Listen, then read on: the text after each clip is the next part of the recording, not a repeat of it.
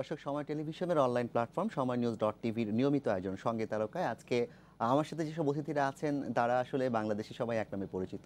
আজকে আমরা মূলত একটি সিনেমা নিয়ে কথা বলবো, যে সিনেমাটি বাংলাদেশের সম্ভবত ঘোষিত প্রথম মিউজিক্যাল ফিল্ম, এবং এই সিনেমাটি একটি পূর্ণদৈর্ঘ্য চলচ্চিত্র যেখানে অভিনয় করেছেন, আপনারা সবাই তাকে এক নামে চিনেন, অপ্রিয়া খ্যাত সঙ্গীত শিল্পী, জনপ্রিয় সঙ্গীত শিল্পী আসিফ আকবর ভাই। আমাদের সাথে আছেন, প্রথমেই পরিচয় করে দিচ্ছে আসিফ আকবর ভাই।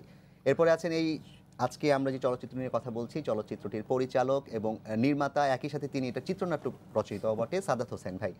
আর আমাদের ডান পাশে আছেন আমান রেজা ভাই, বিখ্যাত চলচ্চিত্র অভিনেতা। তিনি ইতিমধ্যেই প্রায় 15টিরও বেশি চলচ্চিত্র অভিনয় করে ফেলেছেন। তিনিও এই গহীনের গান চলচ্চিত্রটিতে অভিনয় করেছেন। আপনাদের সবাইকে আজকে আমাদের স্টুডিওতে স্বাগত জানাচ্ছি আসিফ ভাই।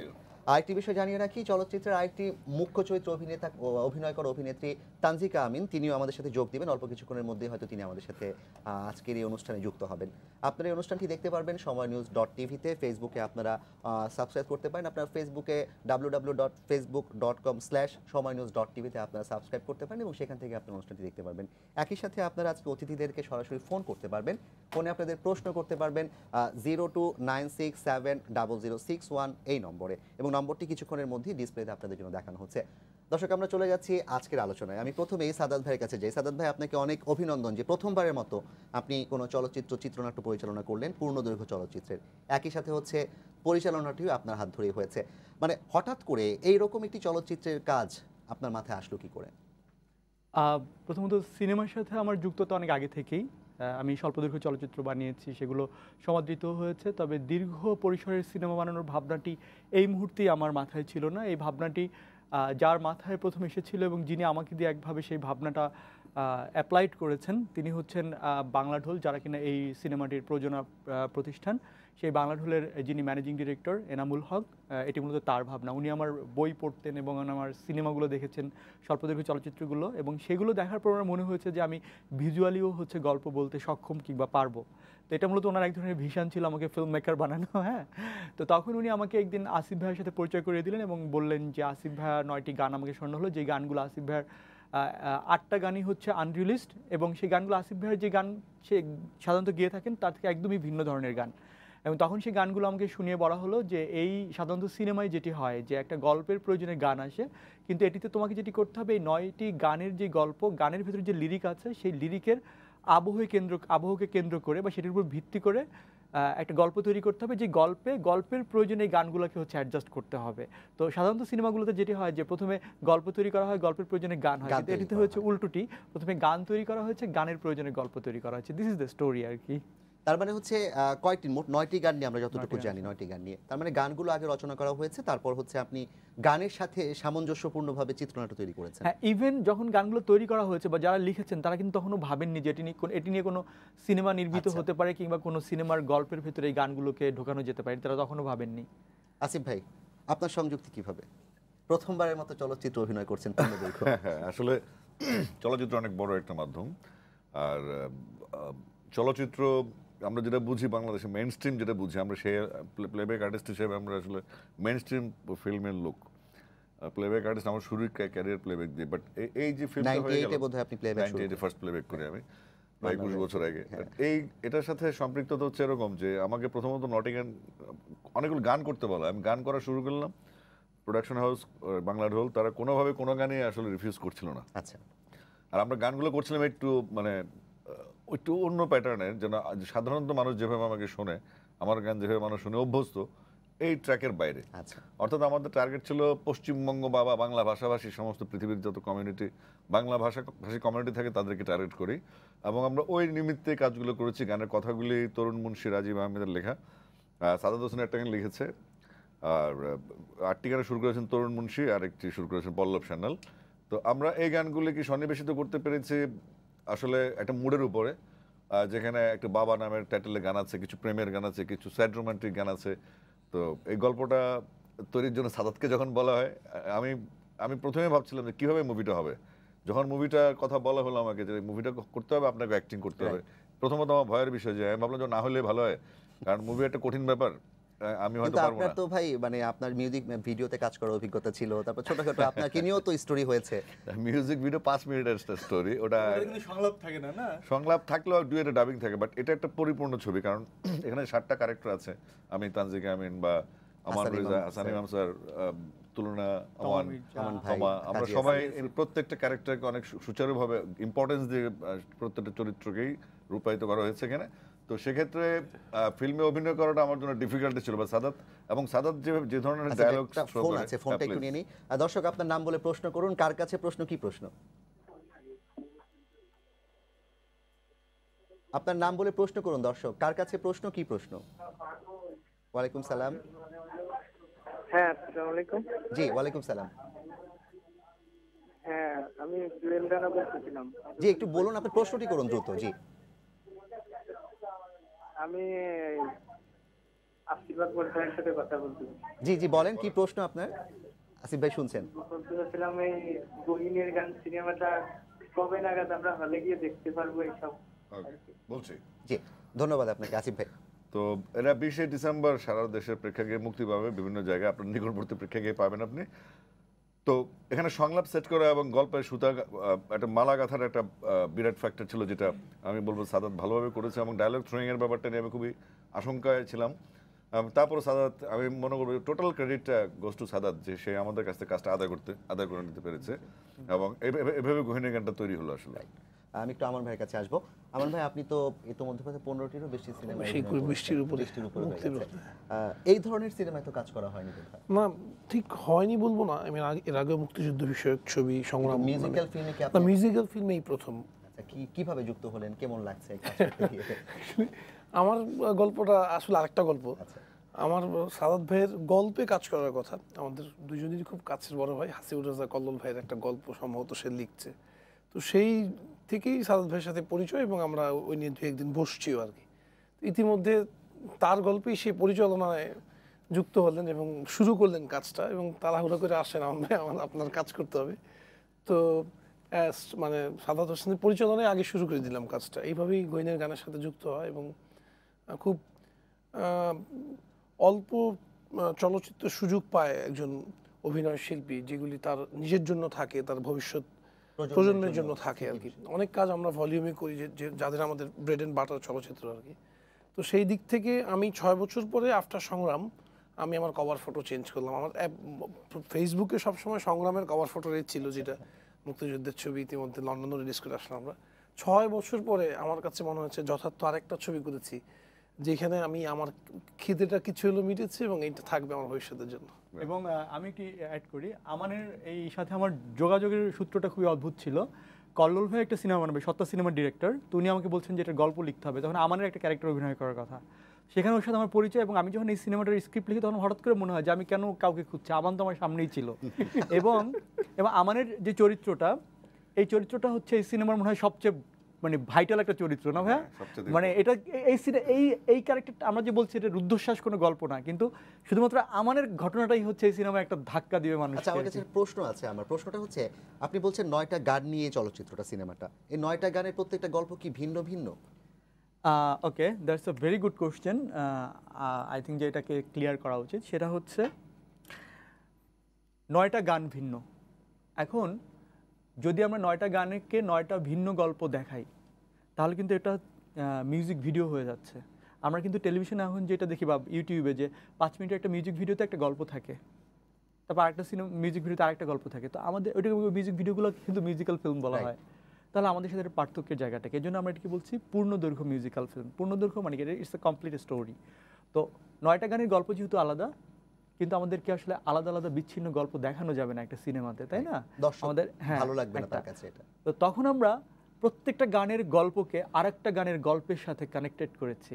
That was really challenging. 9টা গানে আপনার অভিনেতা কি ভিন্ন নাকি একই? ভিন্ন ভিন্ন সবাই ভিন্ন। ধরেন এখানে আমাদের তাদের মধ্যে তো মাঝে মাঝে ইয়া হয়, তোর ভাগে কোন গানটা পড়ছে, ঠিক আছে, তোর গানে। তাতে একটা ফোনও আছে। দর্শক আপনার নাম বলে প্রশ্ন করুন, কার কাছে প্রশ্ন? জি জি শুনতে পাচ্ছি, আসিফ ভাইয়ের কাছে নিশ্চয়ই। জি আপনি প্রশ্ন করুন প্লিজ।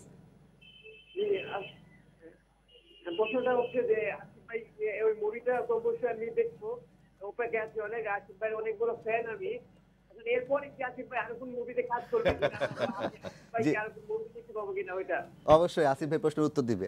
এটা খুব একটা ইন্টারেস্টিং প্রশ্ন।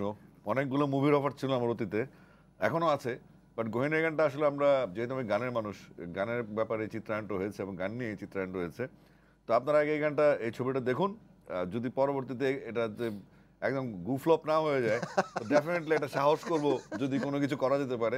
আগে এই ছবিটা একটা টেস্ট কেস, যদি এটা কোনো মতো উত্তরে যায় তা আবার চিন্তা ভাবনা করতে পারি, জি। কারণ আসলে অভিনয়টা আমার প্রচুর দিয়ে হয় না আসলে। দর্শক হচ্ছে আমাদের সাথে জাফর, আছে এবং একটা জিনিস হ্যাঁ, আমি একটু আসিফ ভাইয়ার পক্ষ থেকে বলতে চাই, সেটি হচ্ছে যে আসিফ ভাইয়া প্রত্যেকটা কাজ করার জন্য একটা মোটিভেশন দরকার হয় না? হ্যাঁ। তো আসিফ ভাইয়া পরে সিনেমা করবে কিনা সেটি ডিপেন্ড করতেছে এটি দেখে আপনারা কি পরিমাণ right, মোটিভেশন right। দেবেন আমাদের। মানে দর্শক যদি সিনেমাটাকে গ্রহণ গ্রহণ করে, করে অনেক আসিফ বেশি ভাইকে, দর্শক হ্যাঁ, দেখে, right। তখন আসিফ ভাই তো অনুপ্রাণিত হয়ে পরে সিনেমা করতেও পারে। এটা একটা সুতরাং, test case। তাই না? তাদের উপর নির্ভর করছে কিন্তু। অবশ্যই। ঠিক আছে, ওকে।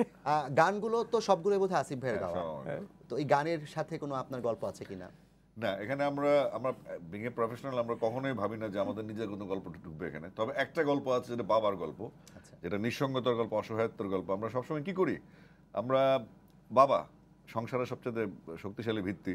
তো একটা সময় বাবা যখন সন্তানরা বড় হয়ে যায়, উনি নিঃসঙ্গ হয়ে পড়েন, মায়েরা কোনো না কোনোভাবে ছেলেদের সাথে একটা কানেক্টিভিটিতে চলে যায়। কিন্তু ওই বাবা যে একটা আত্মম্ভরিতা ছিল, একটা আত্মহমিকা ছিল, যে একটা নিজেকে একা থাকার স্বাধীনচেতা একটা ভাব বাবার থাকে। কিন্তু এই বাবাটা যখন বৃদ্ধ হয়ে যায়, 60-70-80 বছর বয়স হয়ে যায়, তখন কিন্তু তিনি নিঃসঙ্গ হয়ে যান। এক গ্লাস পানি খেতে পারছেন না, বা ওষুধ খেতে চাওয়ার সময় সন্তানকে ফিল করছেন, বা কখনো উনি ওনার হ্যালুসিনেশনে বা ভাবনায় সব কিছুতে উনি সন্তানকে দেখেন। তো ওই অসহায়ত্বটা সাদাত খুব সুন্দরভাবে ফুটিয়ে তুলেছে। আমি বিশ্বাস করি প্রত্যেকটা পুরুষ মানুষের জীবনে যে অমোঘ নিয়তিটা থাকবে, মানে থাকেই, সেটা সাদাত খুব ভালোভাবে ফুটিয়ে তুলেছে। এই গানটা সাদাত ভাইয়ের লেখা? না, এটা রাজীব আহমেদের লেখা। তো মানে পিকচারাইজেশনের কথা বলতেছে যেটা। আমি মানে এই যে পরিচালনাটা, যেহেতু আপনার স্টোরিটা visualization মেক টা। করেছে সে, তো এখানে বাবার চরিত্রটা, বাবার সাথে যেই ঘটনাগুলো ঘটে যায়, সেগুলো আসলে মানুষের মনে দাগ কাটবে। একটু আমান ভাইয়ের কাছে আরেকবার আসবো। আমান ভাই, আপনি যে গানগুলোতে অভিনয় করেছেন, যে গানগুলোতে আপনার কাস্টিং ছিল, কিংবা যেই চরিত্রটা আপনার ছিল, এই চরিত্রে আপনার কোনো বিশেষ অনুভূতি কাজ করেছে কিনা? কিংবা আসিফ ভাই যেমন বাবার বিষয়টা, হাসান স্যার নিশ্চয়ই বাবার অভিনয় করেছেন। না, অ্যাকচুয়ালি চরিত্রটা ঠিক আমি যেরকম সেটাই সাদাত ভাই তুলে ধরেছে, যেরকম চঞ্চল টাইপের মানুষ আমি। আচ্ছা। কিন্তু আমি যে জায়গাটা আমাকে খুব স্পর্শ করেছে, যে আমরা আমাদের চলার পথে ভালো লাগার মানুষগুলি খুব ছোটোখাটো বিষয়ে অনেক সময় না বুঝি আমরা ভুল বুঝি, যেটার হয়তোবা প্রত্যেকের গল্পটাই ভিন্ন, বা বাস্তব কিছু সমস্যার সম্মুখীন প্রত্যেকেই হয়। আমাদের ভালো লাগার মানুষটা জানেই না যে এই জিনিসটার উপর দিয়ে আমরা যাচ্ছি। তো সেরকম একটা গল্প সাদাত ভাই তবে বোঝানোর চেষ্টা যদি করেছে। আপনার নিজের জীবনের চরিত্র হয়, তাহলে কিন্তু এই চরিত্রে একটু প্রবলেম আছে। আমাদের বাসের মধ্যে মেয়েদের মাথার চুলের মধ্যে চিঠি লিখে দেন, এটা তো খুবই খারাপ একটা আপনার যে চরিত্রে কোনো একটা ডায়লগ কিংবা কিছু এই মুহূর্তে যেটা আপনাকে টাচ করেছে? এই মুহূর্তে তো খেয়াল করছে না। যেমন আসিফ ভাইয়ের তুমি তো আমার প্রয়োজন নয়, প্রিয়জন। হ্যাঁ, সাদাতের ডায়লগগুলো মনে রাখাও কঠিন ব্যাপার, কারণ এটা আমরা যখন ডায়লগ দেই তখনও প্রম্পট ছিল, তারপর সেকেন্ড টাইম যখন ডাবিং করি তখনও কিন্তু সাদাত বসা ছিল। আচ্ছা। কারণ এত সহজে ডায়লগগুলো আসলে ক্যাচ করা। আসিফ ভাই, আপনার কাছে প্রচুর প্রশ্ন আছে, যে কুমিল্লার লাকসাম কিং মুভিটা কোথায় দেখতে পারবে? তারপর আমরা কুমিল্লা মধুমিতা বা গ্যারিসনে ছবিটা আসবে। মোট কয়টা হলে চলচ্চিত্র? আমরা এখন পর্যন্ত 38টা হলের সাথে কথা হয়েছে, এবং সব সিনেপ্লেক্সে আসবে, এবং আমরা ইনশাআল্লাহ বসুন্ধরা, তারপর স্টার, এগুলো সবগুলো সব আসবে। আমরা চেষ্টা করছি, আমরা আশা করছি আগামী কালকের মধ্যে, দ্যাট ইজ শুক্রবারের মধ্যে তো একটা নতুন ছবি রিলিজ হয় বা হলের বুকিং গুলো পাওয়া যায়। আমরা আগামীকাল আশা করছি সমস্ত বাংলাদেশে হল লিস্টগুলো আমরা দিতে পারবো। আচ্ছা আসিফ ভাই, এই চলচ্চিত্রে আপনার সবচেয়ে পছন্দের যে গানটা আছে, সেখান থেকে 4 কলি আমাদেরকে শোনাবেন কিনা? এই যে এটা কঠিন প্রশ্ন, কোন গানটা যে পছন্দ? ভাই কিন্তু আপনি সবগুলো গানই পছন্দ, ভাই তাহলে সবগুলো কি ভাইয়ের নিজের কাছে? এই গান শুরু করেছেন তরুণ মুন্সী, কথা ওনার সাধারণ মানুষ। এটা যেহেতু সুরকারের পছন্দ, তখন আমার পছন্দ এটা। আমি অলওয়েজ ক্যাপ্টেনের আন্ডারে, আমার ক্যাপ্টেন ডাইরেক্টর, আমার ক্যাপ্টেন মিউজিক ডিরেক্টর। আমি জানি তুমি কাঁদো, ভালোবাসো মনে মনে, আমি ভাবি কেন হলো দেখা তোমার আমার সনে, এ ভুলে ভরা জীবনটাকে, বদলে যাওয়া মানুষটাকে কি করে বলো ফেরাই। আমি খুব সাধারণ মানুষ, আমি খুব সাধারণ মানুষ, আমার সে সাধ্য নাই। বাহ, থ্যাংক ইউ। অসাধারণ ভাই, মানে আপনার কণ্ঠটা শুনলেই না শরীরে এক ধরনের শিহরণ হয়। Thank you. মানে অসাধারণ আসলে ভাই। এবং Thank you. মানে সবাই হচ্ছে একটা বিষয়ে যে আসিফ ভাইয়ের গান, এই গানের যে এখনো মানে মাঝখানে আপনি বোধহয় 6 বছরের মতো আপনি 4 গানের বছরের সাথে মতো, ছিলেন না। কেউ প্রশ্ন করেছে যে আপনার নতুন অ্যালবাম আসার সম্ভাবনা আছে কিনা? এখন আসলে অ্যালবামের দিন নাই, এখন হচ্ছে সিঙ্গেলসের দিন। প্রতিদিন আমরা গান করছি এবং প্রোডাকশন হাউসে বিভিন্ন দেখা যাচ্ছে যে আমি এবছর গান গাওয়ার কথা ছিল 130টা, গেয়ে ফেলবো গান। রিলিজ হয়েছে প্রায় 54-55টার মতো, আরও হয়তো রিলিজ হবে 10-12টা। তো সেক্ষেত্রে সিঙ্গেলসই পাবেন আপনারা। অ্যালবামের দিন শেষ, সিডি ক্যাসেট আর কখনোই বেরোবে না, এখন শুধু সিঙ্গেলস একটা একটা করে বেরোবে গান। ওকে সাদাত ভাই, এই চলচ্চিত্রের লোকেশনগুলো কি ছিল? দর্শক কি দেখতে পারবে আসলে, ভিজুয়ালটা আচ্ছা, কেমন হবে? এটাতে লোকেশন ছিল, আমরা চেষ্টা করেছি ঢাকার আশেপাশে রাখার জন্য। তো ঢাকার বাইরে বলতে আমরা জাহাঙ্গীরনগর ইউনিভার্সিটিতে একটা শুটিং ছিল এবং ওইখানে আমার প্ল্যান ছিল, you are from Jahangirnagar, me also, তো প্ল্যান ছিল জাহাঙ্গীরনগরটাকে পোর্ট্রে করার। আমরাও আগে ভাগে যেতাম জাহাঙ্গীরনগর না, আপনার ছোট ভাই তো জাহাঙ্গীরনগর। আমার ছোট ভাই জাহাঙ্গীরনগর, right. আচ্ছা, তো তখন আমার প্ল্যান ছিল জাহাঙ্গীরনগরটাকে পোর্ট্রে করা, কারণ জাহাঙ্গীরনগর এত সুন্দর ন্যাচারাল বিউটি, কিন্তু এমনই দুর্ভাগ্য আমাদের যে ওই দিনে শুরু হয়েছে তিতলি নামের একটা ঘূর্ণিঝড়, ঠিক আছে, যার ফলে আমরা শুধু মুক্ত মঞ্চের অংশটা তো দেখাইতে পারলাম, দেখাইতে পারি। তার বাইরে হচ্ছে আমাদের একটা শুটিং হয়েছে গাজীপুরের শ্রীফলতলি জমিদার বাড়িতে, কারণ এই সিনেমাতে হাসান ইমাম স্যার যে ক্যারেক্টারটা করেছেন তার ইয়াং সময়টা আমরা দেখিয়েছি, তো সেটি তো প্রায় 60-70-এর দশক। তো তখন আমরা চিন্তা করেছি যে একটু পুরনো আদলের জায়গাটা কোথায়, তখন আমরা গাজীপুরে ওই বাড়িটা দেখলাম, ইট ওয়াজ ফ্যান্টাস্টিক লোকেশন। আমরা প্রায় 4 দিন টানা থেকে এবং ই করে ওখানে শ্যুট করেছি।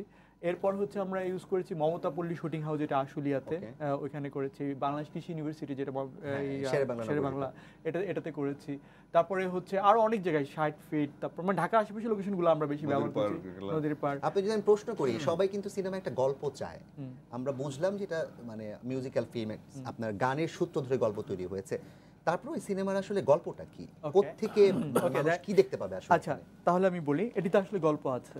গল্পটা হচ্ছে কি রকম গল্প আমি বলি।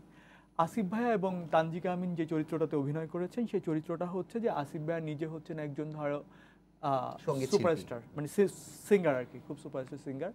তার ওয়াইফ এবং তার মধ্যে সবসময় একটা আস্থার সংকট কাজ করে, মনস্তাত্ত্বিক দ্বন্দ্ব। হ্যাঁ, মনস্তাত্ত্বিক দ্বন্দ্ব লাইন। সেইটা আস্থা এবং মনস্তাত্ত্বিক দ্বন্দ্বটা হচ্ছে এই জায়গাটায় যে তার ওয়াইফের সবসময় মনে হয় যে আসিফ আকবর তার স্ত্রীর চেয়ে তার গানকে অনেক বেশি প্রাধান্য দেন, যেটা কিন্তু হয় যে ধরো একজন কেউ বিখ্যাত হয়ে গেল, তার মনে হয় তার ফ্যামিলির চেয়ে সে আসলে তার শিল্প সত্তাটাকে অনেক বেশি ইম্পর্টেন্স দেয়, এটা নিয়ে তার সবসময় কমপ্লেইন করে। কিন্তু আসিফ আকবর তাকে বোঝানোর চেষ্টা করে যে তুমি যেভাবে দেখছো বিষয়টা আসলে সেরকম না। ওই যে যেখানে সংলাপটা আছে যে তার স্ত্রীর ধারণা, তার স্ত্রী তাকে জিজ্ঞেস করে যে গান তোমার জীবনে কি, তখন আসিফ আকবর বলে গান হচ্ছে আমার জীবন। বলছে আমি তাহলে কি? বলছে তুমি আমার গল্প। তো সে বলতেছে যে জীবন কি গল্প না? বলছে জীবন হচ্ছে অনেক গল্পের সমষ্টি। তখনই কিন্তু সে ধরে ব্যাপারটা যে জীবন যদি অনেক গল্পের সমষ্টি হয়, তার মানে আমি হচ্ছে যে কোনো একটা গল্প, আর গান হচ্ছে পুরো জীবন, তার মানে সকল গল্পের সমষ্টি হচ্ছে গিয়ে গান আসলে। দেন আসিফ বলে যে আমি তো তোমার আসলে প্রিয়জন না, কি প্রয়োজন না, তুমি আমার প্রিয়জন। আচ্ছা সাদাত ভাই, আবার আপনি একটু থামাতে হচ্ছে, একজন ফোন আছে দর্শক। হ্যাঁ শিওর। প্রিয় দর্শক, আপনি কোথা থেকে বলছেন, কি প্রশ্ন কার কাছে করছেন, নাম বলে প্রশ্ন করুন প্লিজ।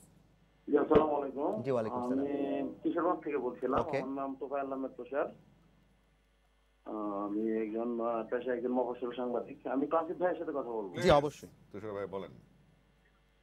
আসসালামু আলাইকুম আসিফ ভাইয়া। ওয়ালাইকুম সালাম, ভালো আছেন? জি, ভালো আছেন ভাই? আলহামদুলিল্লাহ। আসলে আমি আপনার অনেক বড় একজন ফ্যান, প্লাস আমি আপনার কুমিল্লার বাসায় অনেকবার গিয়েছি। আচ্ছা। বাসায় দেখা হলে তো দুর্ভাগ্যবশত দেখা হয়নি। তো আমি আপনার বহিনের গানের যে সামনে যে সিনেমা আছে শুভকামনা জানাই। Thank you. আর আমার একটা রিকোয়েস্ট ছিল, অবশ্যই আপনার ওই বাবা গানটা যদি গাওয়ার মতো, ইনশাআল্লাহ। ঠিক আছে। জি, ধন্যবাদ তোফায়েল ভাই। অবশ্যই আমরা আসিফ ভাইয়ের কাছ থেকে আজকে বেশ কয়েকটা গান শুনবো, এখন ছাড় দিচ্ছি, শেষ মুহূর্তে ধরে বসবো। আচ্ছা, কিশোরগঞ্জের ফোনটাই বেশি, কোনো কারণ আছে কিনা ভাই? আপনাদের কারো বাড়ি কিশোরগঞ্জ? না, কিশোরগঞ্জের ফোন না আমার, আসলে আমি বলি ভাটি অঞ্চলে আমার একটু ভালোবাসা বেশি। কারণ ওখানকার মানুষ অনেক আবেগপ্রবণ, যেমন সুনামগঞ্জ, সিলেট, কিশোরগঞ্জ, নেত্রকোনা, মানে ভৈরবটা পার হলেই পুরোটাই আপনার, মানে ওখানের মানুষের মনটা একটু অন্যরকম। এবং তারা হাওড় অঞ্চল তো, মানে ওই অঞ্চলে আসলে মানুষের মন অনেক বড় থাকে, সাইলেন্স। আর আমার গান যখন ছাড়ে মাইকে, এটা মাইল কি মাইল চলে যায়। যেমন আমরা একটা শব্দ শুনি, আজান যখন দেয়, পৃথিবীর কোনো স্টুডিও নাই যেখানে আজানের শব্দ শুনে না, এত ভয়ঙ্কর সুর, এত চমৎকার একটা মানে দোতনা তৈরি হয় ওখানে শব্দে, যে আমরা কিন্তু আজানের সময় স্টুডিও ভিতর থেকে শুনি যে আজান হচ্ছে এখানে। তো যখন আমার গানগুলি এই হাওড় এলাকায় বা একটু প্রত্যন্ত অঞ্চল যেখানে মানুষ কম, জায়গা বেশি, মাইকে বাজানো মাইল কি মাইল গানটা ছড়ায় পড়ে, মানুষ শুনতে থাকে যে হ্যাঁ এবং গানটা এই যে আপনার কণ্ঠের একটা মানে দরাজ কণ্ঠ, এটা তো আমারটা আমি বলতে পারি না, আমারটা আমি বলতে পারি না, আমার টোনটাই মানুষ পছন্দ করে বেশি। আমান ভাইয়ের কাছে একটু আসবো। আমান ভাই, আসিফ ভাইয়ের সাথে প্রথম কাজ করছেন। হ্যাঁ, অনেকটাই। আমারও প্রথম। সবাই তো পছন্দ করে আসিফ ভাইকে। সবাই না, আমি নিজেও আসিফের আপনি ব্যক্তি মানে মানুষ কাজ হিসেবেও, করতে গিয়ে কি দেখলেন? এবং আমি আগে তো শিল্পী আসিফ ভাইয়ের ফ্যান ছিলাম, কারণ আমি আসিফ ভাইকে একটা কথা সবসময় বলি, আসিফ ভাই আমরা যারা যারা সাধারণত শরীরচর্চা বা জিম করি, ওইখানে জেনারেলি প্রত্যেকেই কিন্তু একটু হিপ হপ বা যে ধরনের গান খুব উজ্জীবিত করে মানুষকে, মানে খুব পাওয়ার চলে আসে এই টাইপের গান পছন্দ করে স্পোর্টস ওরিয়েন্টেড লোকেরা। আমি জানি কেন আসিফ ভাই আপনার গানেই আমি খুব উজ্জীবিত হইতাম, এবং খুব So sweet. আমাকে খুব আমার টাচ করতো আপনার গানই। Thank you. তো সেই দিক থেকে বুঝতেই পারছেন কতটুকু ভালো লাগা তার গানের প্রতি। তো যখন আসিফ ভাইয়ের সাথে কাজ করলাম, আরেকটা আসিফ ভাইকে দেখলাম, সেটা ব্যক্তি আসিফ ভাই। এবং এইটা মনে হয় সাদাত ভাই আরো সুন্দর করে বলতে পারবে লেখক মানুষ, যে ব্যক্তি আসিফের আমরা সবাই পুরো ইউনিটকেই জিজ্ঞেস করবেন, আমরা প্রত্যেকেই ব্যক্তি আসিফ ভাইয়ের খুব বড় ফ্যান এখন। এবার একটু পৃষ্ঠকোণের দিকে যায়। আসিফ ভাই, আপনিও তো আমান ভাইকে প্রথমবারের মতো সিনেমায় আপনার সাথে দেখলেন। জি। তো একদম আমি বলবো এখনো উঠতি চলচ্চিত্র অভিনেতা, বিকজ অফ আসলে আপনার আরো অনেক দূর যাওয়ার আছে। আপনি কেবল শুরু করছেন, যেগুলো করেছেন এগুলো অনেক ভালো কাজ, কিন্তু আমাদের কাছে মানে আমান রেজা আসলে অনেক বড় জায়গায় আরো যাবে, এটা আমরা প্রত্যাশা করব। সেই জায়গা থেকে আসিফ ভাই, আপনি আমান ভাইকে কি বলবেন? আপনি সেই 1998 সাল থেকে চলচ্চিত্রের সাথে হ্যাঁ, আছেন। এই ইউনিটে সবচেয়ে সিনিয়র হচ্ছেন Hasan Imam sir, second senior কিন্তু আমি, এবং এদের চাইতে অনেক আগের ক্যারিয়ার আমার। তো এই কাজটা করার সময় যেটা মনে হয়েছে, আমাদের পারস্পরিক কাজ ছিল কম। পরবর্তী যখন আমি ফিল্মের ক্যাম্পেইন বা ফিল্ম নিয়ে আমরা বিভিন্ন সময় বসেছি, তখন আমার মনে হয়েছে এখানে প্রত্যেকটা কাস্ট যারা আছে, আমান হোক, আসিফ হোক, তুলনা হোক, তামা হোক, তানজিকা হোক, সাদাত হোক, যারা আছে সবাই কিন্তু মধ্যে খুব শিশু মনের, এবং তাদের ভেতরে একটা মানে এখনো একটা সরলতা রয়ে গেছে। আমরা কিন্তু মানুষ, আমি সবসময় একটা কথা বলি, মানুষ অনেক বড় হতে পারে, মানুষ অনেক ক্রিমিনাল হতে পারে, মানুষ অনেক রকম অনেক বিশাল কিছু হয়ে যেতে পারে, বাট একটা মানুষের সরলতা যদি না থাকে, সে কোনোভাবে বড় মানুষ হতে পারে না। এই বাচ্চাগুলোর মধ্যে এদের মধ্যে একটা সরলতা আছে, যেটা আমাকে খুব টাচ করে, এবং আমাকে খুব মানে, এরা আদর করে, ভালোবাসে, এবং আমিও তাদেরকে অনেক ভালোবাসি। এবং আমাদের ইউনিটের মতো এত সুন্দর ইউনিট আমার মনে হয় না কোনো মুভিতে কেউ পাবে। আমরা ছবিটা দেখার পরে বুঝতে পারবো। আসিফ ভাই, সরল একজন ফোন করেছেন, অবশেষে একজন আপনার নারী ভক্ত ফোন করেছেন, কিংবা আমান ভাইয়েরও ভক্ত হতে পারে। প্রিয় দর্শক, আপনার নাম বলে প্রশ্ন করুন, কোত্থেকে কি প্রশ্ন, কার কাছে? হ্যাঁ, আমি আসসালামু আলাইকুম। ওয়ালাইকুম সালাম। আমি আসিফ ভাইয়ের সাথে একটু কথা বলতে চাচ্ছি। জি অবশ্যই। জি ভাই, হ্যালো। হ্যালো, ভালো আছেন? হ্যাঁ, আলহামদুলিল্লাহ ভাইয়া, ভালো আছেন? আলহামদুলিল্লাহ, আমিও ভালো আছি। হ্যাঁ, আমি মুনা আক্তার, ঢাকা ক্যান্টনমেন্ট থেকে বলছি। ভাই, আমি ছোটবেলা থেকে আপনার খুব খুব বড় ফ্যান। Thank you. হ্যাঁ, আমি আপনার সাথে কথা বলতে পারতেছি, আমার এটা মানে বিলিভ হচ্ছে না। জি মুনা, আমাদেরকে অবশ্যই ট্রিট দেয়া লাগবে আপনার। আপনাকে অনেক ধন্যবাদ আসিফ ভাইকে অবিরাম ভালোবাসা দিয়েছেন। কিছু বলবেন? হ্যাঁ বলেন। হ্যাঁ, আমি কিন্তু প্লাবন করেছি যে আপনার শুভকামনা মামার তো বোন। আচ্ছা আচ্ছা আচ্ছা, গুড, নিয়ার টু ফ্যামিলি। হ্যাঁ, ঠিক আছে, ভালো থাকবেন আপনি। ভাইয়া অনেক ভালো লাগতেছে আপনার সাথে কথা। আমি মানে কি বলবো, আমার ভাষায় প্রকাশ করতে পারতেছি না যে আমার এত ভালো লাগতেছে। আচ্ছা, থ্যাংক ইউ, ভালো থাকবেন আপনি। জি অবশ্যই। আশা করি গহিনের গান সিনেমাটি আপনি দেখবেন। আসিফ ভাইকে ভালোবাসলে বন্ধু বান্ধব সবাইকে বলবেন। আমি সবসময় শুনি, আর ভাইয়ার গান ছাড়া আমি শুনি না এরকম। সব গান শুনতে হবে, বাংলা গান শুনতে হবে। Thank you. অবশ্যই ভাইয়া, আমি ক্লাস 9 থেকে আপনার গানের ভক্ত। অনেক ধন্যবাদ আপনাকে। আমরা এবার একটু আরেকবার আড্ডায় যাই। আসিফ ভাই, যেটা বলছিলেন আপনি আমান ভাই। তো আমাদের ইউনিটটা আমানের যে ক্যারেক্টারটা, এখানে ওর কথা খুব খুব বলতে গেলে নাই, বাট ওর এক্সপ্রেশন আছে এখানে, ওর কিছু আপিল আছে যেটা মানুষকে কখনো হাসাবে, কখনো কাঁদাবে। তো আমি চাই আমাদের বাংলাদেশের যে ধরনের ফিগার দরকার, যে ধরনের সুন্দর চেহারা দরকার, এবং ড্যাশিং একটা ব্যাপার দরকার ভিতরটা আছে। আমার মনে হচ্ছে আমাদের দেশে কাস্টিংয়ে একটু আমরা যদি আরেকটু সিনসিয়ার হই, এবং আমাদের কাস্টিংগুলোকে আমরা ফলো আপ করি ফিল্মে, তাহলে আমাদের অনেক ভালো জায়গায় যাওয়া উচিত। এপার বাংলা থেকে ওপার বাংলা আপনাদের সিনেমা বেশি করা হয়েছে। সে ওখানেও কাজ করছে, ইন্ডিয়াতে কাজ করছে। ইন্ডিয়ায় কয়টা সিনেমা? আর একটু ফোকাসড হওয়া উচিত। 5টা রিলিজ হয়েছে ইন্ডিয়ায়। একটা হিন্দি ছবির কাজও শেষের দিকে অলমোস্ট। তাছাড়া ইতিমধ্যে 2টা ইন্ডিয়ান গভর্নমেন্টের 2টা বিজ্ঞাপনের কাজ করেছি, হিন্দি বিজ্ঞাপন, যেটা ডেইরি প্রোডাক্ট 37টা চ্যানেল একসাথে চলছে ওইটা। এমটিভি স্ক্রিনেও চলছে এখন। চলছে। আগে 1 মিনিট 52 সেকেন্ড ছিল, এখন 45 সেকেন্ড চালাচ্ছে। মানে ওই পারে যাওয়ার গল্পটা কি, এই পারে কেন বেশি অ্যাক্টিভ দেখা যাচ্ছে না? এর কারণটা কি আপনি নাকি আসলে আমাদের যারা সংশ্লিষ্ট? এখানে প্রথমে আমার মনে হইতো কি যে যদিও শুনতে একটু বাজে দেখায়, প্রথমে মনে হইতো যে আমার মেধার খুব অভাব, আমি এটা মেনেও নিয়েছিলাম অনেকাংশে। আপনি ব্যারিস্টার, বাট মনে হচ্ছিল যে বিং আর্টিস্ট আমি আমার যেহেতু সবাই একাধারে রিফিউজ করছে এফডিসি থেকে, তার মানে আমার দ্বারা কিছু হবেই না।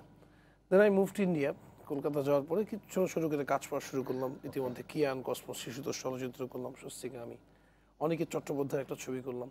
তখন ওরা যখন কাজ শুরু করলাম, আলটিমেটলি মুম্বাইয়ের কিছু আর্টিস্টদের সাথে বিট করে হিন্দি বিজ্ঞাপনটা করলাম। কারণ আমার এর আগে সঞ্জয় দত্ত আর গোবিন্দ যে এই কাজটা করেছিলেন ন্যাশনাল ডে ডেভেলপমেন্ট বোর্ডের। তখন মনে হইলো যে যারা আমাদের এখানে সংশ্লিষ্ট বা যারা লিড দিচ্ছেন, ডিরেকশন তারা দিচ্ছেন, তাদেরও কিছুটা ব্যর্থতা আছে আমাকে প্রপারলি না ব্যবহার করা, না ইউজ করা। তার মানে আপনি এখন সাড়া পাচ্ছেন কিরকম? এখন মানে এখন তো আপনি পরীক্ষিত, এবং আপনি আসলে যখন নাকি ওপার বাংলায় কাজ করে আসেন, যেখানে আমাদের দেশের এখনো অনেক চলচ্চিত্রকার কিংবা অভিনেতা কিংবা পরিচালক ওপার বাংলাকে আইডল মেনে চলে এখনো। তো যেখানে কিনা আমাদের আইডল মানার কথা ছিল, আমরা বাংলাদেশ, তো সেই জায়গায় আপনি বাংলা ভাষায় তো চলচ্চিত্র করছেন। বাংলা ভাষায় অবশ্যই, বাঙালি ওপার বাংলায় যখন আপনি এক ধরনের রেসপন্স পেলেন, দেশে এখন আপনার রেসপন্সটা কিরকম? দেশে আমার আসলে হয় কি যে একটা ক্রান্তিকাল যত যাচ্ছে চলচ্চিত্রের সব দিক থেকে, এইখানে একটা ডাইং ইন্ডাস্ট্রিতে চট করে রেসপন্স পাওয়া বা ঘুরে দাঁড়ানো সবার জন্যই খুব ডিফিকাল্ট। সবাই সবার দিক থেকে উই আর স্ট্রাগলিং। আমি একটা বিষয় যদি একটু অন্যরকম শোনা যাবে, নাকি একটু হাইলি এডুকেটেড যারা, তাদেরকে চলচ্চিত্রে আসলে আমাদের এখানকার পরিচালকরা নিতে অভ্যস্ত না, আসলে ঠিক আমি পারেন না, এরকম কিছু কিনা? আমি একটু ঘুরিয়ে দিচ্ছি, মামলা খেতে হবে আমাকে। সেরকম কিছুই না, বাট আমাদের এখানকার পরিচালকরা, আমি বিজ্ঞাপনে মানে খুব খুব দারুণভাবে সফল, এবং ইতিমধ্যেই এই বছরে আমি 14টি বিজ্ঞাপনে কাজ করেছি। টোটাল 36টি বিজ্ঞাপনের মডেল আমি, এবং যত বড় ব্র্যান্ড আছে প্রত্যেকের বিজ্ঞাপনে আমি কাজ করেছি। আমাদের অমিতাভ ভাই, আদনান আল রাজীব, তো এরাও তো বাংলাদেশি বাঙালি, এদেরও একই মাইন্ড। আব্দুল্লাহ আল সৌদ, হাসান মোর্শেদ, বড় বড় বিজ্ঞাপন নির্মাতারা। তো আমার মনে হয় যে যেহেতু নিচ্ছে এরা, there is definitely something on me, কিছু একটা আছে দেখে নিচ্ছে তারা।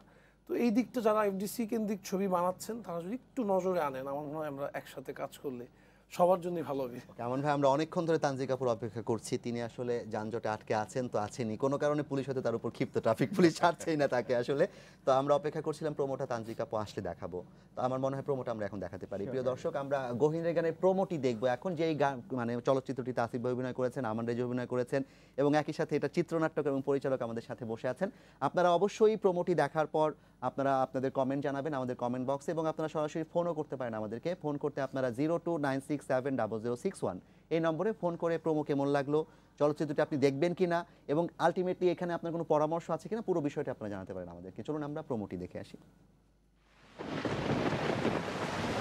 Some people feel the rain. Others just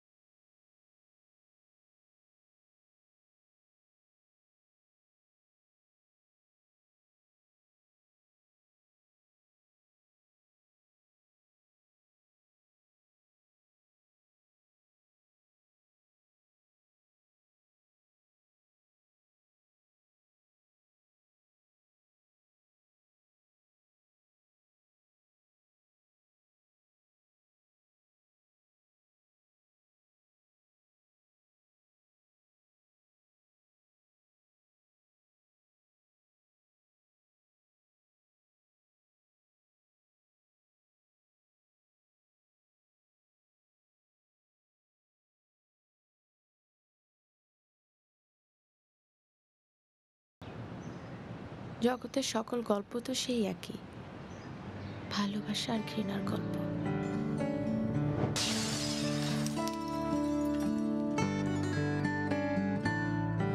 ও বাবা, আমার হাতটা একটু ধর, বুড়ো মানুষ গায়ে ভীষণ জ্বর। আপনার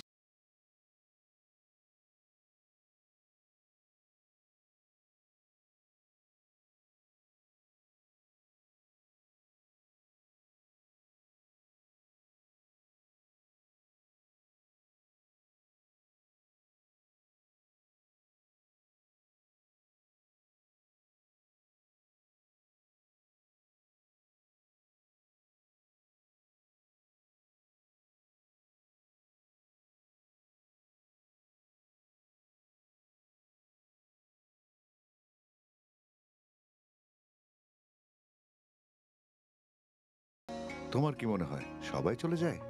যেখানে ভালোবাসা থাকে না সেখানে থেকে কি লাভ বলো?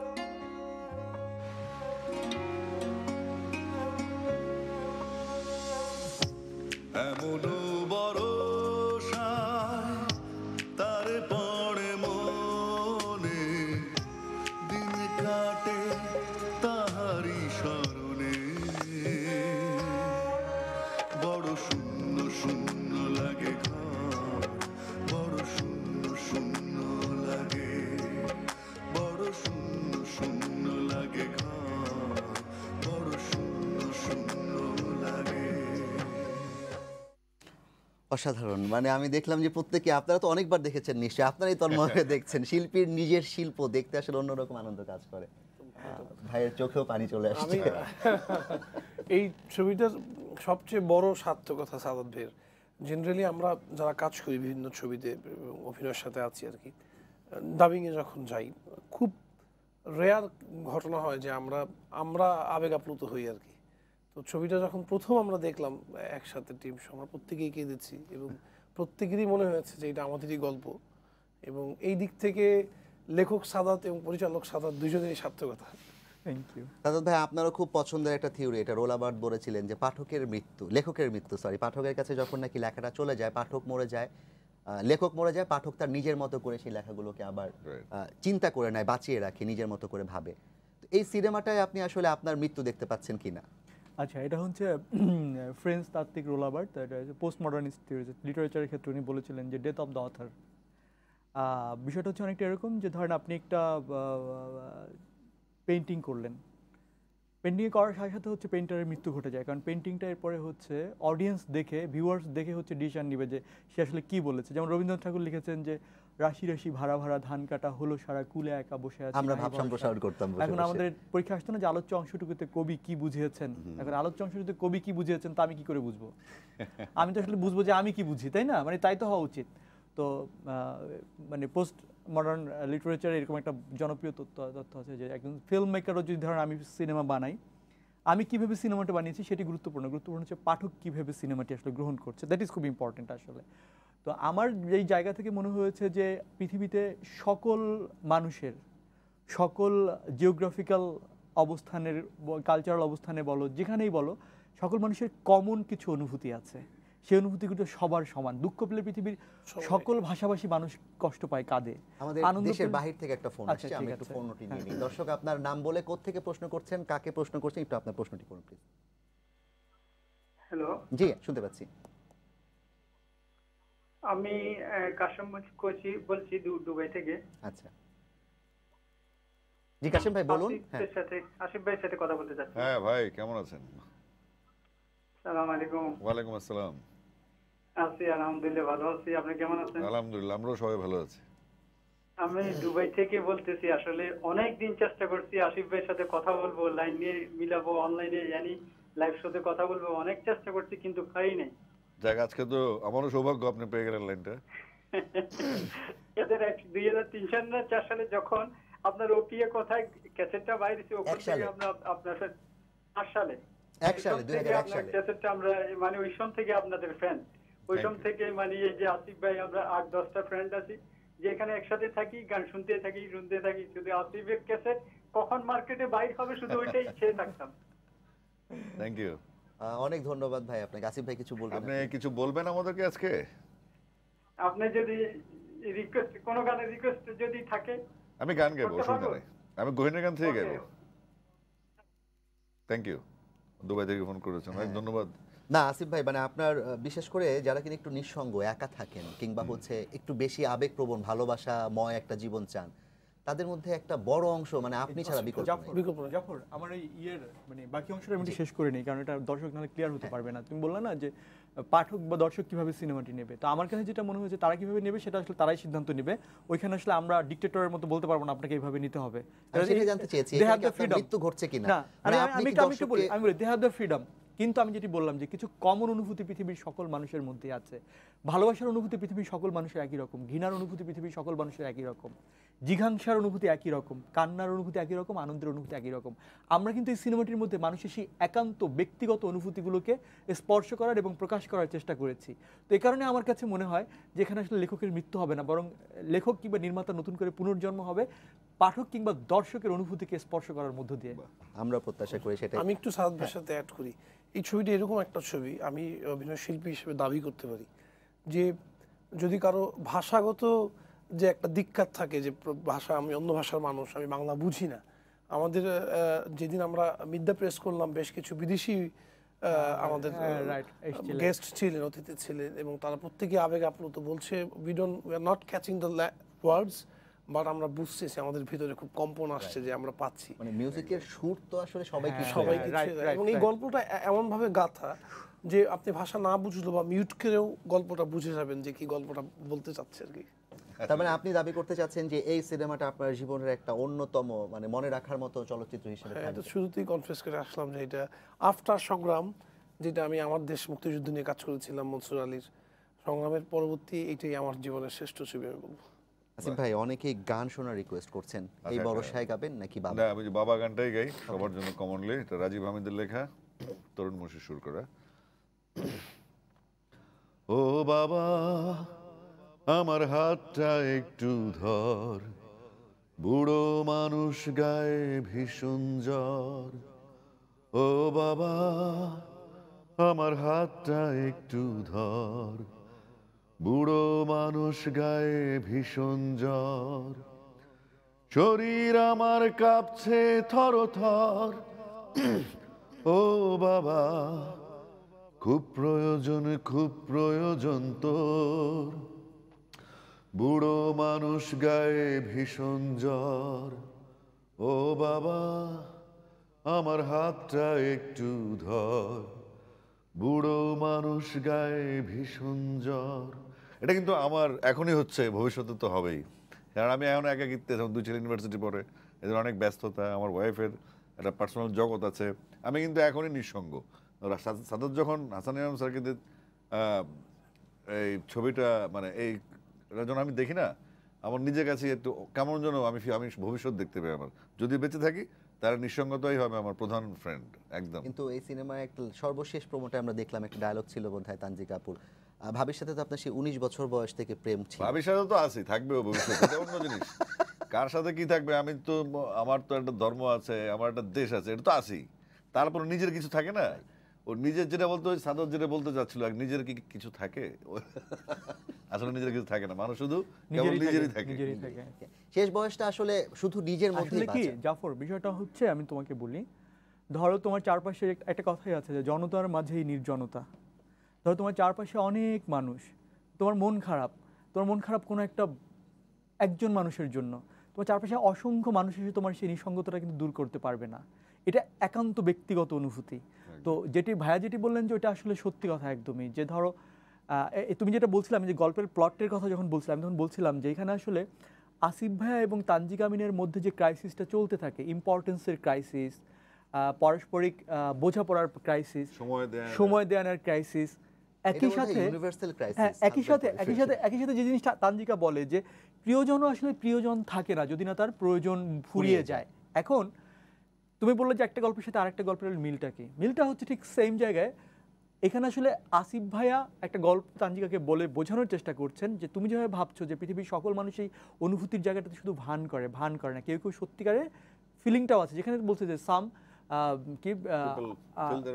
সাম people feel the rain, others just get wet. হ্যাঁ, তখনই আমরা দেখাচ্ছি যে হাসান ইমাম বৃষ্টিতে ভিজতেছে, তখন আসিফ ভাইয়ের ইয়া থেকে গল্প থেকে আমরা চলে যাই হাসান ইমামের গল্পে, হ্যাঁ হাসান ইমামের গল্পে, যেখানে দেখা যায় যে হাসান ইমাম সাথে তমা মির্জার দেখা হয় এবং হাসান ইমাম বলে যে তমা মির্জা বলে আপনার বাড়িতে কেউ অপেক্ষা করছে, না না না না বলে না একটু এটা বলে, তখন বলে যে আমার ঘরে তালা অপেক্ষা করছে, তালা না না সেটা না, আমি বলতেছি এটা যে এই কারণে যে নিঃসঙ্গতাগুলো হচ্ছে এরকম যে প্রত্যেকটা সম্পর্কের মধ্যে নিঃসঙ্গতা এবং সেই নিঃসঙ্গতাগুলোর ধরন হচ্ছে আলাদা। আমরা সেটি বোঝানোর চেষ্টা করছি যে আসিফ ভাই তানজিকার মধ্যে যে নিঃসঙ্গতা সেটার ধরন একটা, হাসান ইমাম লাইফের নিঃসঙ্গতার ধরন হচ্ছে একটা, তমিজার নিঃসঙ্গতার ধরন আরেকটা, মানে প্রত্যেকটা মানুষই দিন শেষে আসলে নিঃসঙ্গ। এখানে আপনার কাছে একটু পরে আসতে হবে।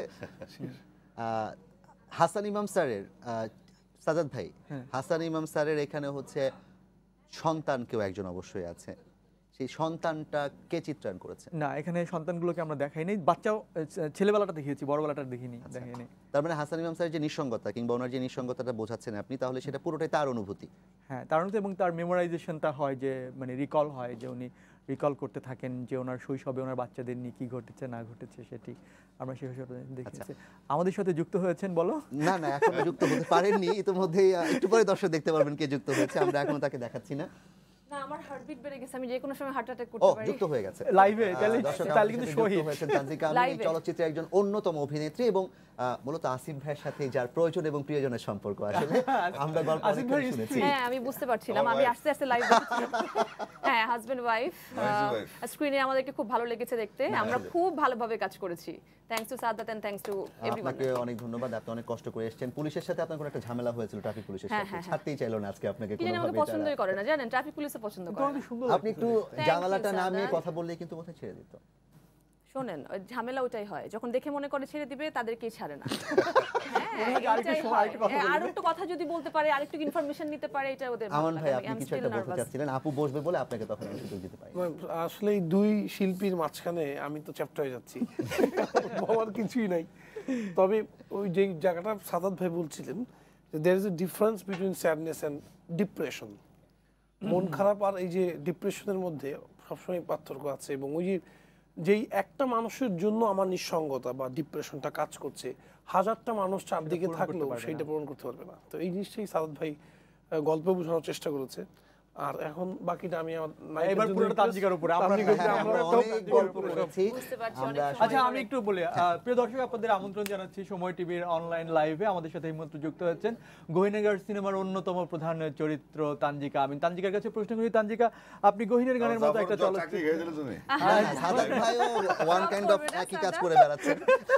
সব কাজের কাজই ও কি করছে না, শুধু মনে হয় অভিনয়টা তোমার করা বাকি আছে। অভিনয়টাও আমি অফার পেয়েছি অনেকগুলো, কিন্তু আমার বিপরীতে কাজ করতে রাজি আছো? তাহলে আমরা এটা নিয়ে ভাবি। অন্তরঙ্গ দৃশ্য না না না, আপনার সাথে ম্যাচ করবে না। না না না, করবে কেন করবে? আমি তো অনেকগুলো অফার পেয়েছি, বুঝছো? তাই না? আচ্ছা, দেখো আমার হাতে নিয়ন্ত্রণ, লাগামটা নিয়ে আসি। সাদাত ভাই, লাগাম আমি নিয়ে নিলাম আবার। তানজিকা প্রশ্ন করো, নিব?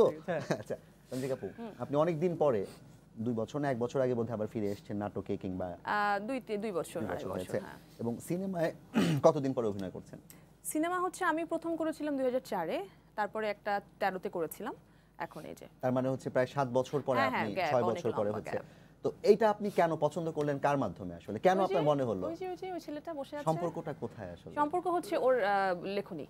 আচ্ছা, ওর লেখনী আমাকে ইমপ্রেস করে। তার মানে এটা বলো যে আমরা সুন্দর একটা মিউজিক ভিডিও করেছিলাম, এটা বলো। হ্যাঁ, তার আগে তোর সাথে আমার কাজ হয়েছে, ওর সাথে কাজ হয়ে আমার প্রতি ইমপ্রেস ছিল। হ্যাঁ হ্যাঁ, ও পছন্দ করেছিল আমাকে, আমার এক্সপ্রেশনস এন্ড এভরিথিং। তারপরে ও ভাবলো okay fine, let's do it. আর সেখানে যেহেতু আসিফ ভাই ছিল, আমি ফার্স্টেই স্ক্রিপ্টে পড়লাম কে হিরোকে, হ্যাঁ হিরোকে।